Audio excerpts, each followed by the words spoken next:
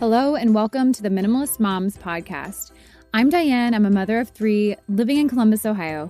I'm trying to make room in my life for what matters by getting rid of the clutter and living life with purpose. I hope you'll join me on the journey to think more and do with less. On average, we spend 17 minutes each morning getting dressed, and by simplifying our wardrobes, we can do more with less. Curating a capsule wardrobe is about really putting value into your purchases, thinking about versatility, the longevity of a garment, really picking quality pieces, and embracing the outfit repeat. Joining me today to talk about these concepts and more is Kristi Soomer, founder of the sustainable clothing line Encircled. I will put it out there that the sound quality isn't the best in this recording.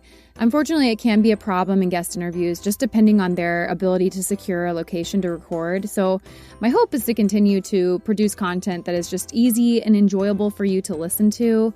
But I did want to give you a heads up because the content is worth sticking around for. So I can't wait for you to hear this conversation with Kristi. But before we get into it, I wanted to share a minimalist resource with you. And that is the documentary, The True Cost.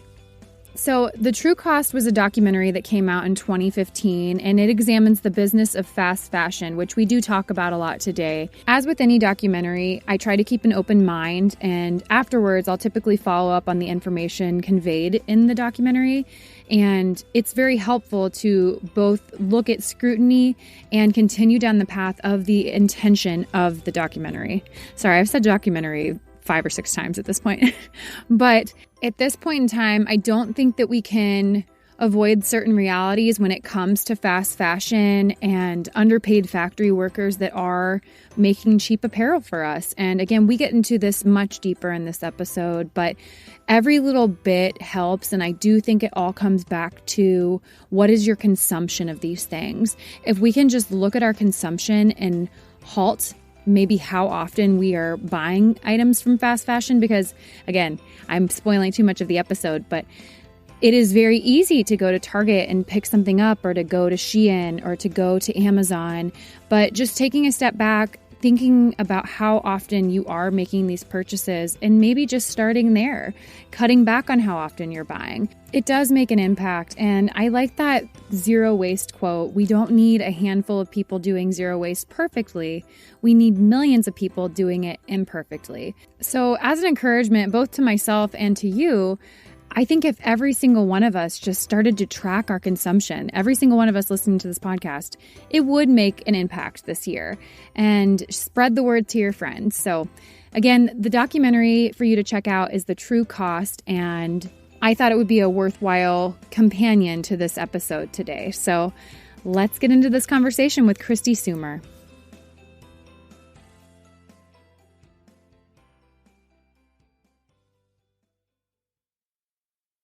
I'm really glad to have you here. I know we've been trying to make this happen for quite some time now.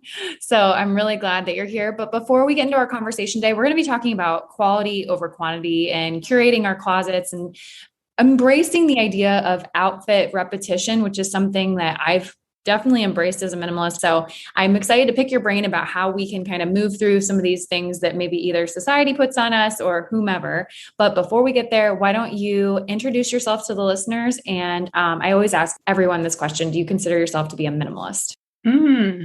Yes, a great question. So to start, my name is Kristi Soomer. I'm the founder and CEO of the sustainable fashion brand Encircled. We really specialize in the idea of work leisure. So clothing that you can wear literally from day to night or weekend.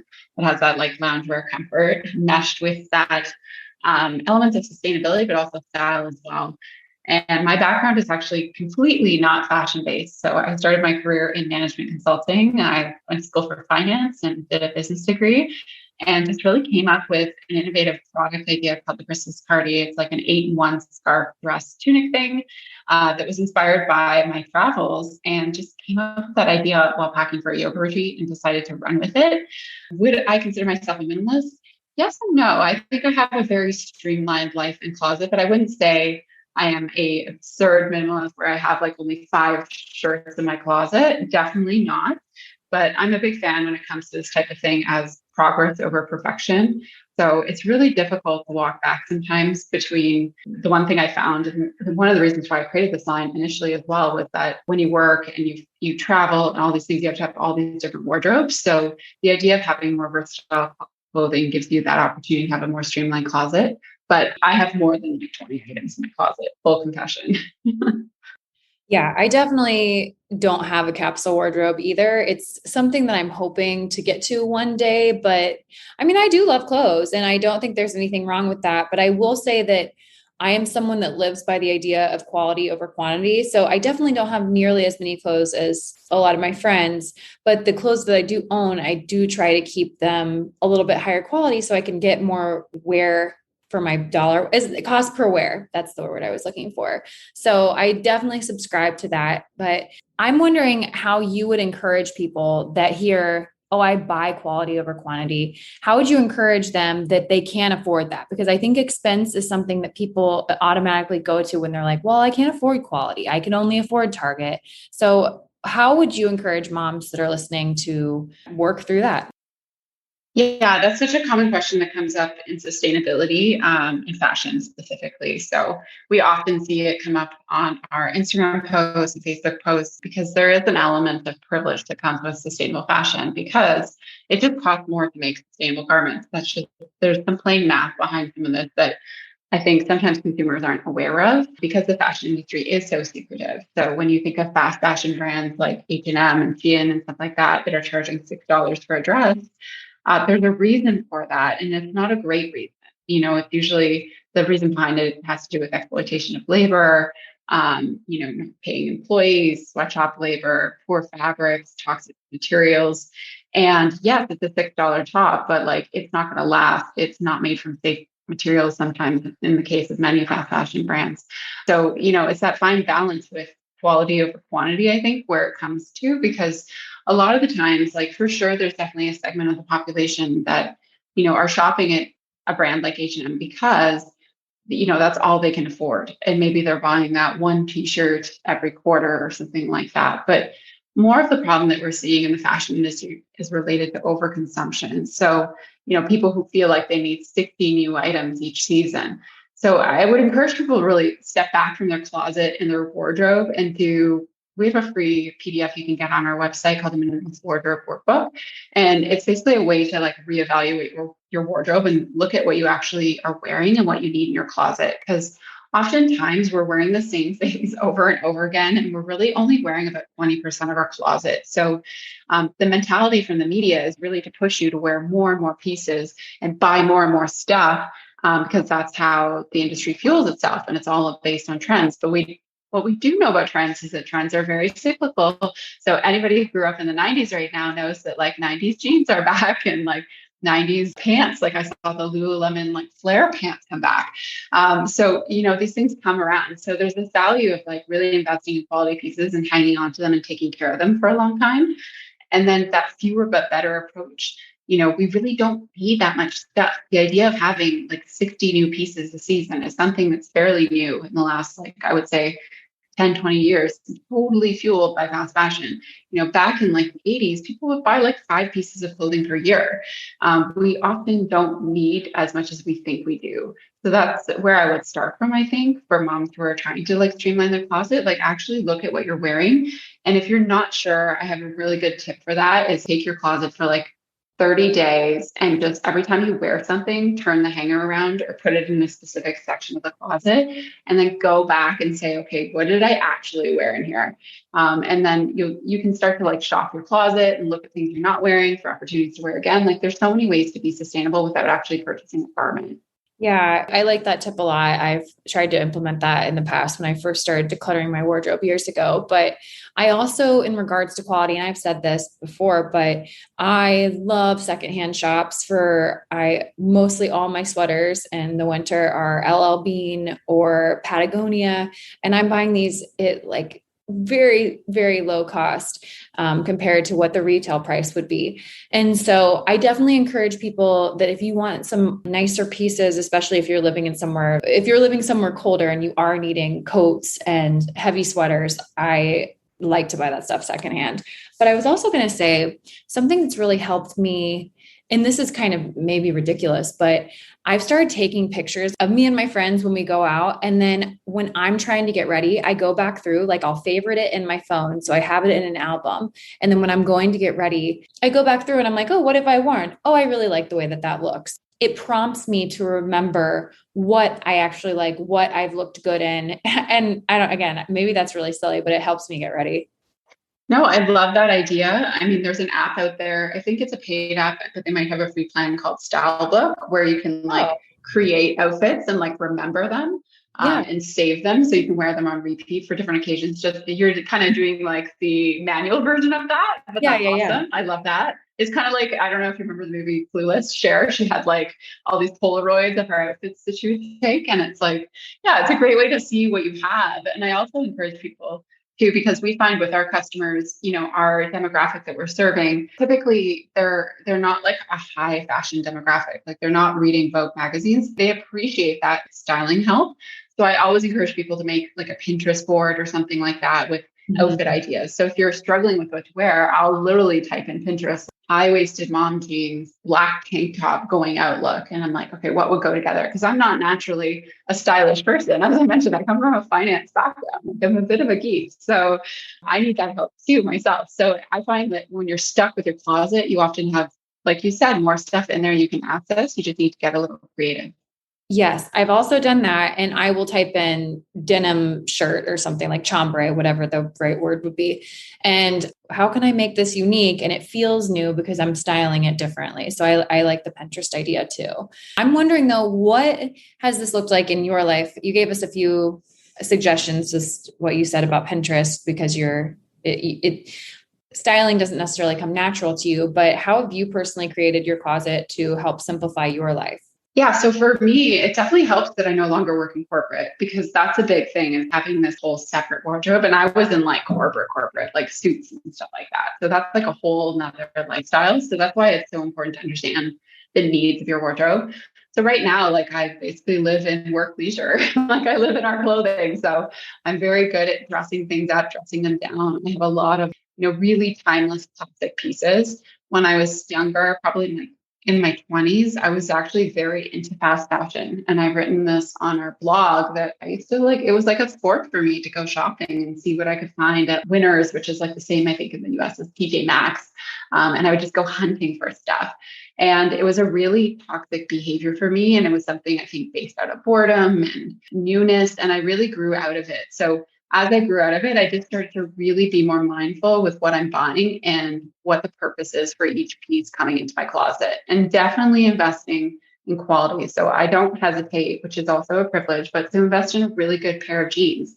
And then if I have a great pair of jeans that I bought from a brand called Citizens of Humanity. And honestly, I'm going to say 2016. Love those jeans, timeless. We use them on photo shoots all the time. They're like the sisterhood of traveling pants. I feel like everybody can fit into them and everybody can look amazing in them. And the other day, and they were $400, which is very expensive. I realized that. But I've also had them for almost 7 years. And the other day, the butt ripped. And I was like, a lot of people might just be like, oh, well, I'm going to donate these. But I was like, I got to find somebody to repair these. So I went on Instagram, asked my followers. I said, anybody got a good repair place? I took it to the place. They fixed them. They look brand new. And now I'm probably going to get another 3 or 4 years of wear out of them. And I've probably worn those jeans over 1,000 times. So I love that idea of cost per wear, because the more I wear something, the more value I feel like I get out of it as well. So I really enable that approach when I'm shopping for stuff and adding new pieces to my closet. And I do those seasonal cleanses where I go through and I say, what am I actually wearing here and what's working for my body type and stuff like that. And I would say I've been very lucky, the fact that I'm about the same size. So I haven't really had that shift in my wardrobe, but definitely I've had that life shift where I've gone from being super corporate to not at all. So for me, it's just being slow with my shopping habits, really researching brands before I purchase with them. If it's something, like a shoe or a purse or something that I don't have access to at our brand. And I love Poshmark. Poshmark is my favorite site to buy stuff on. You talk about thrifting as well. It's a great resource to both sell your stuff and buy stuff. I got a almost brand new pair of Doc Martens for half price off of their last season, because I really wanted a boot in my wardrobe. So you can definitely access other avenues, but it's really about understanding your style and then taking the time versus this rush mentality. And like, I got to have like 100 things from Shein in this haul. Like really understanding what you need in your closet has been key to me streamlining my closet, not to 20 pieces, but I'd say, I probably have like maybe 50, 60 pieces in my closet, something like that. Yes, absolutely. When considering cost per wear, I just think back to when I used to shop at Forever 21 in early college, and I feel like you'd wear something and then it would just get this hole in it, or you'd wash it and then shrink several sizes. And so that is kind of what I'm saying. You have to consider that, because think of how much money you're throwing away by repeatedly, and I'm not saying that my audience necessarily shops at Forever 21 anymore, but yeah, the H&M, the Shein, even like the Amazon, I would just steer people away from that and say, yes, it's hard to pay for even like a $50 LL Bean sweater at the thrift shop, but you're not going to have to replace it, at least not for many years. Like your jeans, you were able to, because it's quality material, it's going to be able to be fixed. So I definitely like to get that into consideration when I'm buying. But you also talked a lot about embracing the outfit repeat. So why do you think it matters? Why do you think that we have this thing in our head? Because like you said, in the 80s, people never really seemed to think about this, like in a day-to-day concept. Maybe people that were in the big cities thought about it, but a lot of women feel that way these days. And I'm wondering why. Yeah, I do feel like some of this comes with age and maturity a little bit, not to slam younger people, because there's definitely people out there who take this into consideration at their young age. Yeah, for me personally, it really came from a place of insecurity in my 20s. Like I needed to always feel like I had the latest and greatest. I wanted people to see me in something new. Maybe it was because I felt like I wanted people to see that I could afford stuff, or, that I was trendy. Like there was this huge outside push for it. And it was a story that I think I'd made up in my own head, because I never had anybody really tell me otherwise. I definitely had lots of compliments on my outfit for sure, which would fuel it, I think, in a certain way. But now where I'm at, I love outfit repeating. I love figuring out what looks good on me. And just like you said, coming up with those recipes and taking photos of them or logging them in my brain, in my mental space, so that I know if I'm going to that meeting and I really want to feel confident walking in, then yes, I'm going to wear this top and this pant and this shoe, and I'm going to look awesome and feel my best. So I think it's really coming home to who you are and centering in on that, and also giving up what other people think of you as a key point in your life. Because when I was younger, I insanely cared about what other people thought. Now I don't really care as much. So I think there's a little bit of letting go that comes with being a bit older as well, and living life and having those experiences, that you don't care anymore. You're like, yeah, I wore this outfit last week. No big deal. It's a great outfit and I look great in it. I really struggled for a long time with body image, and just I felt my best at a certain weight that was really unsustainable for me. So I constantly felt this push and pull. All that to say, something that really moved me through that, and I actually applied this to clothing as well, is that I looked at all the women in my life that I loved, and I'm like, we're all different sizes. And actually, I'm not your friend because of what you look like. That is something that I don't even really think about when we're together. And I would just think about, I don't know, I just thought about how ridiculous and time wasting it was for me to be so driven by these things that really are meaningless in the grand scheme of things, because that's not where our value lies. And so when I started looking at my friends and actually looking at what makes a person valuable, it's not your clothes and it's not your body size. And so that was really helpful for me to kind of, for people that are younger listening, I don't know how many of those I have, but for people in their 20s listening, or even if you're in your 30s and you're feeling a little bit insecure in these ways, like I just want to give people confidence to say, like, you are not what you wear. And honestly, if someone is judging you by the fact that you wore the same outfit once this week and once last week, I just think it says more about that person than you. Yeah, I love that. And that totally speaks to like living that experience. And, I think that's hard when you're younger, because you're, in a place where you feel more validated by what other people think of you. And for sure, I've had my own struggles with my own body confidence as well. I think a lot of women are under a lot of pressure in society. So whether it's to like show everything off or show, like I was big into that when I was younger, it's just like you evolve and you change and you learn and you grow. And as you move into your 30s and 40s, like your values change too. And that I've often seen, like with us specifically, that we get a lot of new moms come and shop with us. And it's because when they've had a baby, they start to really think about what's going on in the baby's skin. And then they're like, okay, what's going on in my baby's and my kid's skin? What's going on in my own clothing? And they start to think about beauty differently and all in food. So we're really like, I think fashion is quite behind beauty and food when it comes to organic and natural and all that kind of stuff. But it's definitely evolving at a faster pace in the last couple of years. But that's a really big turning point as well. I see like motherhood really shifting those values and priorities as well as what's important in life. Hey, parents of young babies, is there a child with food allergies in your family? Does your child have a friend or a classmate with food allergies? Or do you know of someone close to you that has food allergies?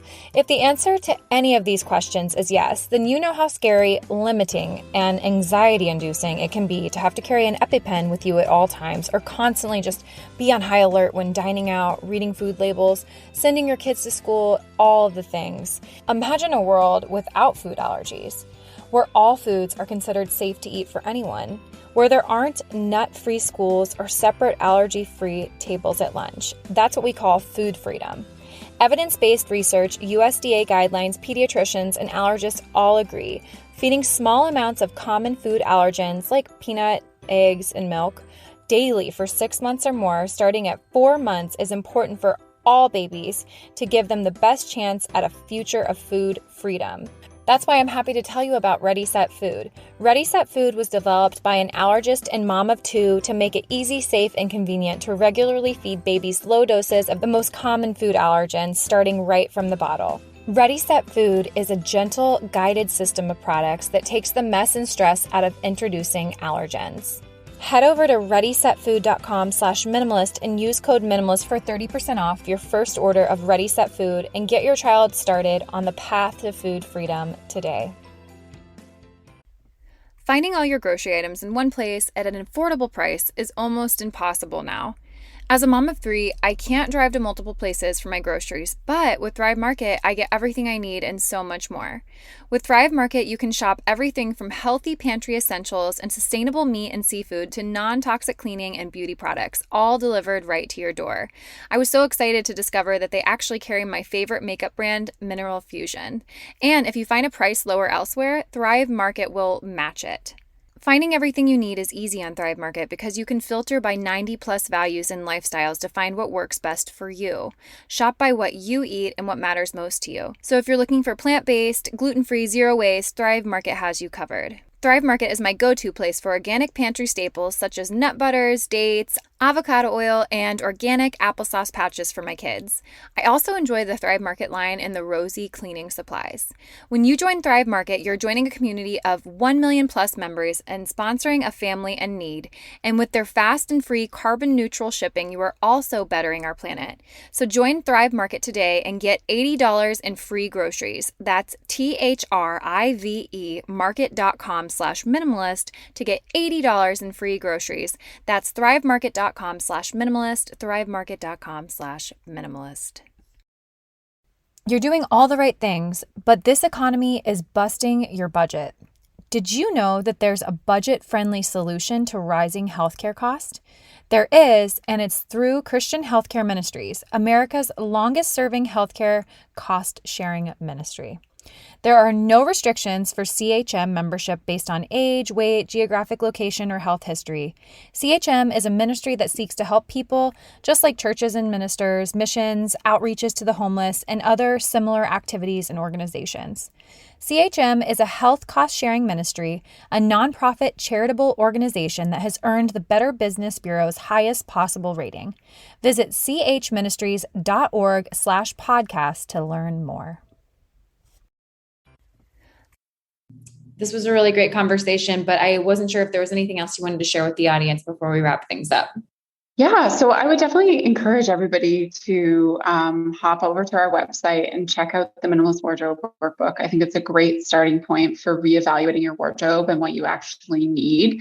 And it's like a 20-page free PDF that you can grab and print off and follow along to redesign your wardrobe for the fall. And one other thing that we're planning on doing, I think in September or October, is our Wear Your Closet Challenge. And essentially taking 7 or 8 pieces from your closet and challenging yourself to wear them. So something that you haven't worn in the last, let's say 12 months that you're hanging onto for whatever reason, and really challenging yourself to style it for a week and see if you can put it back into your wardrobe rotation. And then if not, figuring out a very responsible way to part with it, whether it's swapping with a friend or thrifting it or donating it or selling it. Really, I think, the idea of having over-cluttered and overstuffed closets is harmful in a way, because we're so busy, and I know your listeners are so busy, and that, our lives have so much mental and physical clutter as it is. So the more we can do to simplify our lives, I think the better. So I always encourage people to start there and begin with that mindset of progress over perfection. You do not have to be a minimalist on day one. You do not actually have to be a minimalist ever, if you don't want to, but just take a more mindful approach to your fashion, and I think you'll end up in a better place. That's great advice. Well, where can they find you if they want to connect with you online? And you gave us a website, but where can they find you and a little bit more? Sure. Yeah. If you want to check out Encircled, our website is encircled.ca, encircled.ca. We're also at Encircled _ on Instagram. And if you want to drop me a note, I'm at Kristi Soomer on Instagram as well. Perfect. Well, as we wrap things up here, I'm going to ask you the 2 questions that I ask every guest. And the first one is, what has been a beneficial resource to you that you'd like to share with the listeners? I would definitely say we work with this influencer. Her name is Alyssa Bell Tempo, and she does a lot of styling videos on YouTube of how to style everyday pieces that you probably already have in your closet in multiple ways. And I just find it so inspiring from a styling perspective. I'll have to check her out, and I'll definitely add her to the show notes. My last question for you is, what is something that you can't stop talking about? I cannot stop talking about fast fashion hauls and how dangerous they are. So we just did a video on this, and we just did a post on Instagram, and I really want to start to expose that influencer haul culture a little bit more. So for those of you that don't know, hauls are when people buy either from Amazon or Shein or H&M 60, sometimes more pieces, and do try on videos for them. And they generate a lot of likes and views for influencers, but oftentimes the influencers end up returning all of that clothes. And most of it ends up in the landfill, because brands like that don't actually restock returns. They throw them out. So I really like talking about that, because most people aren't aware of that process and how harmful it is to the planet. Oh my gosh, you just blew my mind. I had no idea that that was a thing. I just also heard something recently about Shein, not to totally poo-poo that brand, but something about a ton of lead being found in I think it's the children's clothing, which was quite concerning as well. Yeah, I think it might have been a cosmetic product, but they've had a few other issues for sure. I don't know how much testing is done on their fabrics and stuff like that. So there's certain regulations around fabrics and certifications you can get, but oftentimes fast fashion brands don't pursue them because they're expensive and slow. So that's why. So yeah, best to avoid those brands if they can't prove safety in their products. I wish it wasn't so easy for us to, again, even with Target, it's so easy for us to just go buy a $5 t-shirt because it's going to last typically for the summer, and then I can buy a new one next year. But yeah, I'm at what cost? I think there's a documentary actually called At What Cost, or something about cost in regards to fashion. Have you heard of that? Yeah, it's called The True Cost. It's an excellent one for sure. Definitely put that in the show notes. And there's another one called River Blue, which is about the denim industry overseas. And it's fascinating because it talks about the practices of dumping dyes into riverways and stuff like that. So they know what the hot colors and seasons are, because the rivers literally turn that color. So a lot of education is out there if you want to learn more about fashion history and start to educate yourself. And I would also encourage, as my last leaving point, I guess, to your listeners, is if you're not sure and you're feeling icky about a brand, or you don't know, just ask them. Demand answers to them. Do it on social, email them, call them, whatever, DM them. But if they're not able to give you good, straight, clear, honest answers about their products, how they're made, what they're made from, and how that chemicals are treated and stuff like that, then definitely that's a big red flag. So yeah. Well, I'm glad we mentioned those things here before we wrapped things up. So Kristi, again, thank you so much for joining me today. You gave me a lot to think about, and I really hope that we encourage listeners here with just what what is valuable about you as a human and what you're capable of. And I always like to say you can live with so much less than you think. And that also applies to your closet. So I thank you for joining us and encouraging us in these areas today. Thank you so much for having me, Diane. It was a pleasure. What did you think of the episode? If you enjoyed this conversation, I want to encourage you to leave a rating and review if you haven't done so yet. Leaving a rating and review is the best way you can help this podcast continue to succeed and grow. Again, thank you to everyone who supports the Minimalist Moms by listening, leaving those rating and reviews, or following along on social media at Minimalist Moms Podcast.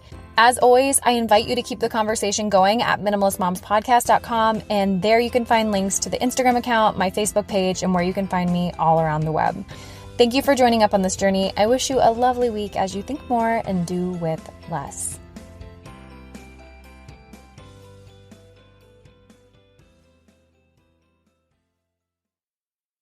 Ask Sherwin-Williams during the 4-day super sale September 16th through the 19th and get 40% off paints and stains with prices starting at $26.69.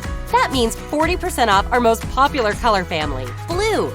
Psychologists have found it to be soothing and relaxing, which makes it especially great for bedrooms and bathrooms. And of course, 40% off all of our other colors. Shop the sale online or visit your neighborhood Sherwin-Williams store. Click the banner to learn more. Retail sales only. Some exclusions apply. See store for details.